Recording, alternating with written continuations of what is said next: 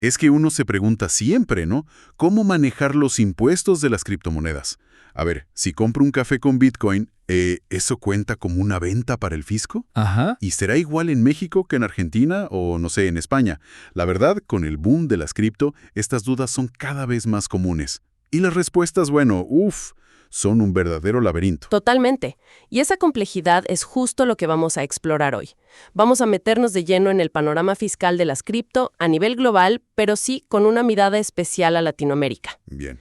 Veremos cómo los distintos países abordan esto, desde los modelos generales de impuestos hasta, bueno, si existen, regulaciones más específicas. Y también cómo encajan o a veces chocan, ¿no?, las nuevas herramientas financieras. Como las tarjetas esas de débito, crédito, cripto. Exacto, esas mismas. Y los préstamos con garantía en criptoactivos. Veremos cómo juegan con los marcos fiscales que ya existen. Perfecto. Y para este análisis, bueno, revisamos bastante material, ¿eh? Informes comparativos de consultoría fiscal, por ejemplo, de Sabarrot Consulting, también artículos de noticias financieras como Ve en Cripto, Piensa en CRP, Ujú. y incluso discusiones en foros como Reddit, para ver un poco las implicaciones más prácticas, ¿no? La misión, digamos, es desenmarañar esas diferencias clave en cómo se tributa, entender las complejidades cuando hay fronteras de por medio, Claro. y ver cómo estos nuevos productos financieros están, pues, moviendo las piezas del tablero. Bien, vamos a analizar esto a fondo. Dale, empecemos con una visión global. Fíjate, un mapa de Statista de finales de 2021 ya mostraba una diversidad enorme. Países que las prohíben totalmente, otros con prohibiciones más implícitas, digamos, y una mayoría que opta por regularlas. Irregular, claro. Eso puede significar muchas cosas. Exacto. Regular aquí es un término amplio. Usualmente implica impuestos, sí, pero también normativas contra el lavado de dinero, lo que se conoce como AML, y la financiación del terrorismo, ATF. Ajá. Y otro mapa, este de Chanálisis, de mediados de 2021, identificaba las zonas de mayor adopción. Y ahí destacaban focos importantes en Latinoamérica, Asia, África, lo que sin duda impulsa este interés regulatorio que vemos crecer. Entendido. Ahora la pregunta del millón. ¿Cómo se graban las ganancias? Teóricamente, Sabarrot Consulting describe 3 modelos principales para residentes. El primero es el de renta producto. Este se basa en la fuente. Y aquí, por lo general, las ganancias de capital, o sea, las que obtienes al vender un activo por más de lo que te costó, quedan fuera del impuesto. Salvo, claro, que la ley diga específicamente lo contrario. ¿Y dónde vemos eso? Pues ejemplos de este enfoque se ven en Sudáfrica, Portugal, también El Salvador, o en Perú para personas físicas, por ejemplo. Interesante. Luego tenemos el modelo de renta flujo de riqueza. Este está más asociado a la idea de renta empresarial. Ah, claro. Considera las operaciones como parte de la actividad económica, y bueno, las grava. Es el camino que toman países como Estados Unidos, según su agencia tributaria, el IRS. El famoso IRS. Ese mismo. También Reino Unido, Australia, Japón, Croacia y, ojo, también Brasil, a través de directrices específicas de su autoridad fiscal, la Receita Federal. Y este enfoque, pues, a menudo se extiende también a los individuos, no solo empresas. ¿Vale? ¿Y el tercero? El tercer modelo teórico es el de renta balance. Este es distinto. No solo mira la ganancia al vender, sino la fluctuación del valor del patrimonio total. Eso suena más complicado. Es menos común para gravar ganancias de capital ya realizadas, pero, fíjate, puede generar un riesgo fiscal importante si aparece un incremento patrimonial no justificado. O sea, si no puedes demostrar de dónde salieron los fondos, el origen lícito para comprar esas criptomonedas. Ya veo. Y todo esto se complica más si cruzamos fronteras, me imagino. Totalmente. ¿Qué pasa si alguien invierte en cripto fuera de su país? ¿O si un extranjero invierte aquí? Ahí entran en juego los tratados de doble imposición, los TDTs. Los acuerdos para no pagar 2 veces. Exacto, acuerdos entre países para evitar eso. Y generalmente, para los no residentes, se aplica el criterio de gravar en la fuente, o sea, donde se genera la ganancia. Pero mencionabas tensiones importantes aquí, ¿no? Sí, porque hay enfoques distintos. Estados Unidos, por ejemplo, históricamente prefiere gravar según la residencia del inversor. Donde vive la persona. Eso es. En cambio, Europa y la OCDE, la Organización para la Cooperación y el Desarrollo Económicos, impulsan más el criterio de fuente. sobre todo para las grandes empresas digitales. Quieren grabar donde se genera el valor o donde están los usuarios. Justamente, y esto se refleja en los famosos pilares 1 y 2 del plan BEPS de la OCDE. Buscan reasignar derechos de tributación a los países donde están los mercados, eso es el pilar 1, y establecer un impuesto mínimo global, el pilar 2. Entendido. Y claro, esta tensión también afecta a cosas como fondos de inversión o fideicomisos que operan con cripto, las llamadas entidades híbridas. ¿Aplicamos la residencia fiscal del fondo o la fuente de la inversión? Buena pregunta. La Comunidad Andina, por ejemplo, que incluye a Colombia, Perú, Bolivia y Ecuador, en su decisión 578 prioriza claramente la fuente. Pero esto puede llevar a disputas legales si no hay reglas claras. Y además están los impuestos a servicios digitales, los DSTs. Exacto, no hay que olvidarlos. Varios países europeos los implementaron por su cuenta antes de que se consolidaran los pilares de la OCDE. Aunque, se espera que esos DSTs nacionales se retiren si el pilar 1 se implementa globalmente. Vale, aquí es donde la cosa se pone, como dicen, realmente interesante. Hablemos del modelo de Estados Unidos. Es que es muy influyente y, bastante detallado. Sí, es un referente. El IRS trata a las criptomonedas no como dinero, sino como propiedad o activo de capital. Y esto tiene una consecuencia clave. Venderlas genera una ganancia o pérdida de capital, que está sujeta a impuestos. Y calcular esa ganancia o pérdida parece simple en teoría. Precio de venta menos la base ajustada, que es el costo original más comisiones. Pero, siempre hay un pero. Claro, ¿qué pasa si compraste, Bitcoin a diferentes precios? ¿Cuáles vendiste primero? El IRS no lo ha dicho explícitamente para cripto, pero se asume que prefiere el método FIFO. First in, first out. Las primeras que entraron son las primeras que salen. Exacto. Y esto subraya algo fundamental: la necesidad de llevar registros impecables. Hay formularios específicos para esto, como el 8949 y el anexo D. Y si no las vendes, sino que las recibes, por ejemplo, minando o haciendo staking o como pago, ¿ahí qué? En ese caso, se considera ingreso. Y la base de costo para cuando las vendas en el futuro será el valor justo de mercado, el FMV, en dólares del día que las recibiste. Ajá. Y ojo, algo que confundía a mucha gente antes. Desde 2018, intercambiar una cripto por otra, el famoso cripto a cripto, también es un evento gravable en Estados Unidos. Ah, caray. O sea, cambiar Bitcoin por Ether, por ejemplo. Exactamente. Se calcula la ganancia o pérdida por la diferencia de valor entre lo que recibes y lo que entregas en ese intercambio. Entendido. ¿Y si tienes pérdidas? Si generas pérdidas de capital, hay un límite a lo que puedes deducir contra otros ingresos cada año. Actualmente son $3,000 anuales o $1,500 si declaras como casado por separado. ¿Y si pierdes más? El excedente lo puedes trasladar a años futuros. Y además, ojo, para ingresos por inversión elevados, puede aplicarse un impuesto adicional del 3.8%, el NIT, Net Investment Income Tax, si pasa ciertos umbrales de ingreso. Vaya, sí que tienen todo cubierto. Minería, airdrops. Sí, hay tratamiento específico para casi todo.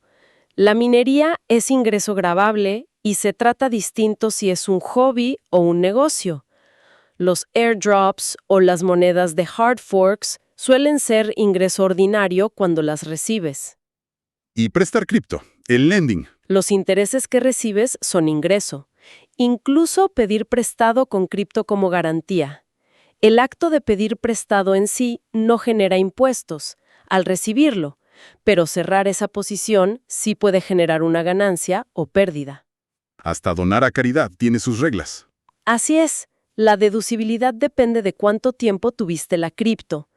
Es un sistema complejo, la verdad. Y a eso súmale los impuestos estatales, que pueden añadir otra capa. Correcto. Y el IRS se toma en serio la fiscalización, ¿eh? El caso de Coinbase, donde les obligaron a dar datos de usuarios con transacciones grandes, es un ejemplo clarísimo. Claro, y la blockchain es pública en muchos casos. Excepto con monedas de privacidad, claro. Pero en general facilita el rastreo. Por eso, herramientas de software fiscal para cripto, como CoinTracker y otras, se han vuelto súper populares. Y la evasión, puede traer sanciones muy severas. Uf, qué detalle el de EU. Visto eso, ¿qué pasa en otras partes del mundo? Digo, de forma más resumida. La variedad es enorme, como decíamos, pero podemos agrupar algunos enfoques. Australia, Reino Unido, Sudáfrica tienen un tratamiento parecido al de EEU, considerándolas activos intangibles o de capital. Ok. En cambio, en países como Austria y Alemania, el tiempo que las tengas es clave. Si mantienes la cripto más de un año, la ganancia puede quedar exenta de impuestos. Interesante. Pero, ojo, en Alemania, usar cripto para pagar algo sí se considera una venta gravable. Francia tiene otra particularidad. Grava cuando conviertes a dinero fiat, pero los intercambios cripto-cripto parece que estarían exentos. ¿Y en Asia? Japón las trata como ingreso diverso y se grava. Y Portugal, que por un tiempo fue como un paraíso fiscal cripto, bueno, ya introdujo impuestos recientemente, aunque antes las ventas no estaban gravadas si no eran tu actividad profesional. Es un mosaico de verdad. Definitivamente. Entonces, ¿qué significa todo esto para Latinoamérica? La situación aquí es igual de diversa, me imagino. Sí, totalmente. Una tabla resumen de Sava Rod Consulting muestra una mezcla de sistemas. Países como Argentina, Brasil, Chile, Colombia, México, Perú, Venezuela tienden a sistemas de renta mundial. O sea, graban los ingresos globales de sus residentes. Exacto. Y otros, como Costa Rica, Ecuador, Guatemala y la mayoría de Centroamérica, se basan más en el principio de fuente territorial. Solo graban ingresos generados dentro del país, aunque siempre hay matices, claro. ¿Y el IVA? El impuesto al valor agregado. Buena pregunta. La norma general en muchos países es que las criptomonedas en sí mismas no se consideran bienes muebles ni servicios, así que su simple tenencia o venta no suele generar IVA, salvo que una ley específica diga otra cosa. Como en El Salvador. Exacto, El Salvador es la excepción más conocida. Ahí el Bitcoin es moneda de curso legal y como tal está exento de impuestos sobre ganancias de capital y también de IVA en las transacciones. Hablando de regiones, dentro de la comunidad andina, Colombia, Perú, Bolivia, Ecuador, mencionaste que priorizan la fuente. Sí, su decisión 178 lo deja claro. Y esto alimenta el debate sobre cómo grabar los servicios digitales que vienen de afuera, ¿no? Plataformas de streaming, transporte. Y la necesidad de que las grandes tecnológicas paguen impuestos en la región. Y varios países latinos ya se movieron con impuestos a servicios digitales, ¿cierto? Así es. Varios ya implementaron alguna forma de impuesto sobre servicios digitales, DST, o aplican reglas de IVA a servicios digitales importados. Ahí tienes a Uruguay, Argentina, Chile, Colombia, Costa Rica, Ecuador, México, entre otros. Ahora, si buscamos regulación específica para criptomonedas en la TAM, ¿qué encontramos? La verdad es escasa. El Salvador es el caso más disruptivo, digamos. Brasil no tiene una ley cripto como tal, pero sí una instrucción normativa, la 1888 de 2019, de la Receita Federal. ¿Y qué dice? Obliga a reportar operaciones y grava las ganancias de capital que superen los 35,000 reales al mes, que son como unos $7,000 más o menos. Las tasas van del 15% al 22,5%. Por debajo de ese umbral están exentas. Ok, ¿algo es algo? Sí. Y hay un proyecto para un DST sobre ingresos de grandes tecnológicas. Pero, bueno, enfrenta cuestionamientos constitucionales. En México, leí una discusión interesante en Reddit sobre los préstamos con garantía cripto, usando plataformas como Nexo. Ajá, ese tema es clave. Y lo que decían es que si se estructura y documenta bien como un préstamo, no es una venta. Exacto. Y por lo tanto, en teoría, no debería generar impuestos sobre la renta inmediatamente al recibir los fondos. Ese es el punto crucial. Pero el gran pero, como bien dices, es la documentación. Necesitas probar exhaustivamente el origen del colateral, que sea lícito, tener un contrato claro, todo para evitar problemas con el SAT por una posible discrepancia fiscal. Si luego gastas mucho y no puedes justificar de dónde salió. Te metes en problemas. Clarísimo. ¿Y Argentina? Argentina tampoco tiene ley cripto específica, pero la AFIP, su autoridad fiscal, aplica las reglas generales. Esto significa que las ganancias pueden ir al impuesto a las ganancias, ya sea con tasa del 15% para renta financiera o progresiva si es tu actividad habitual. ¿Y el cripto a cripto? También se considera gravable. Y el IVA, el 21%, aplica si usas cripto para pagar bienes o servicios que estén grabados. Además, entran en el impuesto sobre bienes personales. ¿Y también tienen impuestos digitales? Sí tienen un DST IVA del 21% sobre servicios digitales importados y algunos impuestos provinciales que también aplican. Es complejo.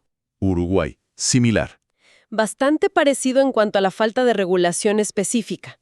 Una consulta a su DGI los considera activos intangibles. Hay propuestas para tratarlos como moneda extranjera, o sea, fuente exterior. Pero Uruguay sí tiene un DST IVA implementado y es bastante activo grabando plataformas extranjeras. Se reportó que recaudaron unos $10 millones con su DST en el primer año. Vaya, Colombia. Sigue la línea, sin ley cripto. La DIAN los ve como activos intangibles. Si vendes algo y te pagan en cripto, tienes que emitir factura electrónica. Y también aplica IVA a servicios digitales del exterior. ¿Y el resto? Perú, Venezuela, Panamá. Específico. Algunos con interpretaciones o proyectos en camino. Costa Rica y Ecuador sí tienen reglas de IVA digital. Y en Chile, bueno, se vio claro cómo la implementación de este impuesto subió los precios de servicios populares.